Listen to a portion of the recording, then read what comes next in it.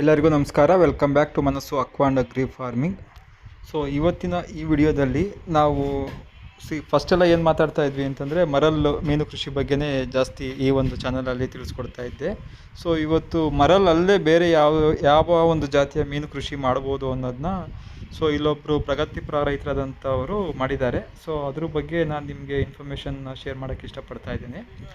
So ಇಲ್ಲಿ ಇವ್ರೇನು ಮಾಡಿದ್ದಾರೆ, ಇವ್ರದ್ದು 10 ಗುಂಟ ಪಾಂಡು. ಸೊ 10 ಗುಂಟ ಪಾಂಡಲ್ಲಿ ಸಿಂಗಿ ಫಿಶ್ ಮಾಡ್ತಾ ಇದ್ದಾರೆ. ಸಿಂಗಿ ಫಿಶ್ಶು, ಸೊ ಕನ್ನಡದಲ್ಲಿ ಇದನ್ನ ಚೋಳ್ ಮೀನು ಅಂತ ಕರೀತಾರೆ ಅಂತೆ. ನನಗೂ ಅಷ್ಟು ಎಕ್ಸಾಕ್ಟಾಗಿ ಗೊತ್ತಿಲ್ಲ. ಮತ್ತು ಇದು ಹಿಂದೆ ಎಲ್ಲ ಕೆರೆಗಳಲ್ಲಿ ಸಿಗ್ತಾ ಇತ್ತಂತೆ. ಸೊ ಈಗ ಎಲ್ಲೂ ಸಿಗ್ತಾ ಇಲ್ಲ. ಮತ್ತು ಇದು ಹೆಲ್ತ್ ಬೆನಿಫಿಟ್ಸ್ ತುಂಬ ಚೆನ್ನಾಗಿದೆ. ಸೊ ಇವರಲ್ಲಿ 10 ಗುಂಟ ಪಾಂಡಲ್ಲಿ ಮಾಡ್ತಾ ಇದ್ದಾರೆ. 10 ಗುಂಟೆ ಪಾಂಡಲ್ಲಿ ಇವರು 60,000 ಮರಿನ ಬಿಟ್ಟಿದ್ದಾರೆ. ಸೊ ಇದು ಹಾರ್ವೆಸ್ಟಿಂಗ್ ಸೈಜ್ ಅಂತಂದರೆ, ಸೊ ನಾವು ಮರಲೆಲ್ಲ ಏನು ಅಂತಂದರೆ ಎಬೋ 800 ಗ್ರಾಮ್ಸ್ ಇರೋದನ್ನ ಫಸ್ಟ್ ಗ್ರೇಡ್ ಅಂತೀವಲ್ಲ. ಸೊ ಇಲ್ಲಿ ಇವ್ರದ್ದು harvesting size 100 grams. 100 grams reach ಆಯಿತು ಅಂದರೆ ಹಾರ್ವೆಸ್ಟಿಂಗು. ಸೊ ಇವು ಏನು ಅಂತ ಅಂದರೆ, ಇವು ಡೇ ಟೈಮಲ್ಲಿ ಯಾರ ಕಣ್ಣಿಗೂ ಕಾಣಿಸೋದಿಲ್ಲ. ಸೊ ಇದು ಫೀಡಿಂಗು ಸಮೇತ ಇದು ನೈಟ್ ಟೈಮಲ್ಲೇ ಇದಕ್ಕೆ ಫೀಡ್ ಮಾಡಬೇಕು. ಸೊ ಇದು ಆ್ಯಕ್ಟಿವಿಟಿ ಎಲ್ಲ ಜಾಸ್ತಿ ಕಾಣೋದು ನೈಟ್ ಟೈಮಲ್ಲಿ. ಡೇ ಟೈಮಲ್ಲಿ ಇದರಲ್ಲಿ ಮೀನಿದೆ ಅನ್ನೋದೇ ಗೊತ್ತಾಗಲ್ಲ, ಅಷ್ಟು ಪ್ರಶಾಂತವಾಗಿರುತ್ತೆ ನೀರು. ಸೊ ಇದು ಇನ್ನೊಂದೇನು ಅಂತಂದರೆ, ಇದು ಹಕ್ಕಿ ಪಕ್ಷಿಗಳೆಲ್ಲ ಇದನ್ನು ತಿನ್ನೋಕ್ಕಾಗಲ್ವಂತೆ ಅಷ್ಟು ಇದರಾಗಿ. ಮತ್ತು ಇಲ್ಲೇನೋ 60,000 ಮರಿ ಬಿಟ್ಟಿದ್ದಾರೆ. ಇದು ಕಲ್ಚರ್ ಟೈಮು 8 ಮಂತ್ಸು. ಸೊ ಇದ್ರದ್ದು ಫೀಡು ಈಗ ಅವ್ರು ಕೊಡ್ತಾ ಇರೋದು, ಅಂದರೆ ಮರಿ ತಂದಿರೋದವರು 1 ಇಂಚ್ 1.5 ಇಂಚ್ ಅಂತೆ. So cost around 2.5 rupees. So ಇದು ಬ್ಯಾಂಗ್ಳೂರು ಇಂಟರ್ನ್ಯಾಷನಲ್ ಏರ್ಪೋರ್ಟಿಗೆ ಬರುತ್ತೆ. ಸೊ ಅಲ್ಲಿಂದ ಅವ್ರು ಕಲೆಕ್ಟ್ ಮಾಡಿದ್ದಾರೆ. ಈಗ ನೋಡಿ, ರೈತರ ಹತ್ರನೇ ಇನ್ಫಾರ್ಮೇಷನ್ ಕೇಳಿದ್ದೀನಿ. ಸೊ ನನ್ನ ಅವರ ನಡುವೆ ಇದ್ದಂಥ ಕಾನ್ವರ್ಜೇಷನ್ನ ಈ ಒಂದು ಮುಂದಿನ ಭಾಗದಲ್ಲಿ ನೋಡೋಣ. ಸೊ ಅವ್ರು ಏನೆಲ್ಲ ನಿಮಗೆ ತಿಳಿಸ್ಕೊಡ್ತಾರೆ ಅನ್ನೋದನ್ನ ಇಲ್ಲಿ ತಿಳ್ಕೊಳ್ಳೋಣ. ಸರ್, ಈಗ ಇದ್ರಲ್ಲಿ ಬಿಟ್ಟಿರೋದು ಸಿಂಗಿ ಫಿಶ್ಶು. ಎಷ್ಟು ಕ್ವಾಂಟಿಟಿ ಹಾಕಿದ್ರೆ ಸರ್ ಇದರಲ್ಲಿ? ಇದರಲ್ಲೀಗ ಒಂದು 60,000. ಅಂದರೆ ಈಗ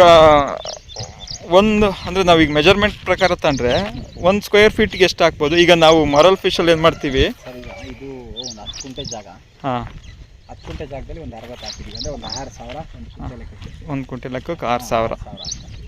ಈಗ ಇದು ಟೋಟಲ್ ಎಡ್ಜಿಂದ ಎಡ್ಜಿಗೆ 115ರಿಂದ 115 ಕಿಲೋ ಫ್ರಾಗ್ ಇದೆ.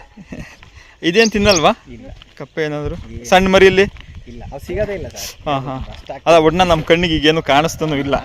ನೈಟಲ್ಲೇ ಆಗಲಿ ಅಷ್ಟು ಸಿಗಲ್ಲ. ಇವಾಗ ಏನಾಗಿದೆ ಅಂದರೆ ನೆಟ್ ಅರ್ಧೋಗಿರೋದ್ರಿಂದ ಹೊರಗಡೆ ಬಂದು ಹಿಂಗೆ ಒಳಗಡೆ ಬಂದುಬಿಟ್ಟಿದ್ದಾವೆ. ಈಗ ನಮ್ಮದ್ರಲ್ಲಿ ಅಂದರೆ ನಮ್ಮ ಮರಲ್ ಫಿಶಲ್ಲಿ ಈ ಥರ ಕಪ್ಪೆ ಬಂದರೆ ಅವೇ ಹೊಡೆದಾಕ್ತವೆ. ಇದು ಫಿಶೇ ತಿಂದ್ಬಿಡುತ್ತೆ. ಫಿಶೇ ತಿಂದಾಕುತ್ತೆ, ಬಿಡಲ್ಲ. ಈ ಥರ ನಮ್ಮಲ್ಲಿ ಕಾಣೋದು ಇಲ್ಲ. ಮತ್ತು ವಾಟರ್ ಕ್ವಾಲಿಟಿ ಈ ಥರ ಇರಲ್ಲ, ಫುಲ್ಲು ಗ್ರೀನಿಶ್. ಅಂದರೆ ಇದು ಈಗ ನಾನು 3 ತಿಂಗಳಾಯಿತು ಅಲ್ಲಿಗೆ. ಮೊನ್ನೆ ಈಗ 16ನೇ ತಾರೀಕಿಗೆ ಕರೆಕ್ಟಾಗಿ 3 ತಿಂಗಳಾಯಿತು. ನಾನು ಏನು ಮಾಡಿದೆ, ನೀರು ಸ್ವಲ್ಪ ಕಲರ್ ಚೇಂಜ್ ಬಂದಿತ್ತು. ಓಕೆ. ನೀರು ಪೂರ್ತಿ ಅಂದರೆ 3 ತಿಂಗಳಿಗೆ ಒಂದೇ ಸಾರಿ ಖಾಲಿ ಮಾಡಿದ್ದೀನಿ ನಾನು. ಖಾಲಿ ಮಾಡಿ ಮತ್ತೆ ಫ್ರೆಶ್ ನೀರು ಬಿಟ್ಟಿದ್ದೀನಿ. ನೀರು ಚೆನ್ನಾಗಿರುತ್ತೆ. ಇವಾಗ 1-2 ತಿಂಗಳಿಗೆ ಖಾಲಿ ಮಾಡ್ಕೊಂಬೋದು. ನೆಕ್ಸ್ಟ್ ಓಕೆ 2 ತಿಂಗಳಿಗೆ ಖಾಲಿ ಮಾಡಿ ಆಮೇಲೆ ಎಂಡಿಂಗ್ ಸ್ಟೇಜ್ ಬರುತ್ತಲ್ಲ, 15ರಿಂದ 20 ದಿವಸಕ್ಕೆ ಒಂದ್ಸರಿ ನೀರು ಚೇಂಜ್ ಮಾಡ್ತೀವಿ. ಅವಾಗ ಹೆಚ್ಚಿಗೆ ಫಿಶು ಇದು ಫೀಡ್ ತಿಂತವೆ, ಗಲೀಜು ಆಗ್ತಾ ಇರುತ್ತೆ.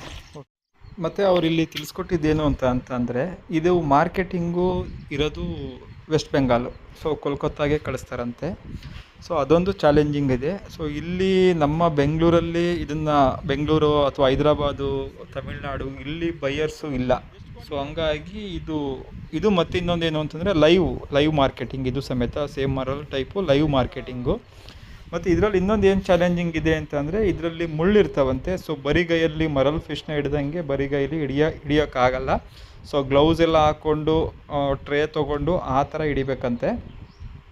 ಸೊ ಇದ್ರ ಬಗ್ಗೆ, ಸಿಂಗಿ ಫಿಶ್ ಫಾರ್ಮಿಂಗ್ ಬಗ್ಗೆ ಯಾರಿಗಾದರೂ ಇಂಟ್ರೆಸ್ಟ್ ಇದ್ದು ಇನ್ನೂ ಹೆಚ್ಚಿನ ಮಾಹಿತಿ ಬೇಕು ಅಂತ ಅಂದರೆ ಕಮೆಂಟ್ ಬಾಕ್ಸಲ್ಲಿ ಕಮೆಂಟ್ ಮಾಡಿ. ಖಂಡಿತವಾಗಿಯೂ ಅದ್ರ ಬಗ್ಗೆ ಪೂರ್ಣ ಮಾಹಿತಿ ತಿಳಿಸೋಕ್ಕೆ ನಾನು ಟ್ರೈ ಮಾಡ್ತೀನಿ. ಇವತ್ತಿನ ಈ ಮಾಹಿತಿ ಯಾರಿಗೆಲ್ಲ ಇಷ್ಟ ಆಗಿದೆ ಅವರು ದಯವಿಟ್ಟು ನನ್ನ ಚಾನಲ್ನ ಸಬ್ಸ್ಕ್ರೈಬ್ ಮಾಡಿ, ವಿಡಿಯೋಸ್ನ ಶೇರ್ ಮಾಡಿ ಎಂದು ಹೇಳುತ್ತಾ ಇವತ್ತಿಗೆ ಈ ವಿಡಿಯೋ ಇಲ್ಲಿ ಮುಗಿಸ್ತಾ ಇದ್ದೀನಿ. ಎಲ್ಲರಿಗೂ ಶುಭವಾಗಲಿ.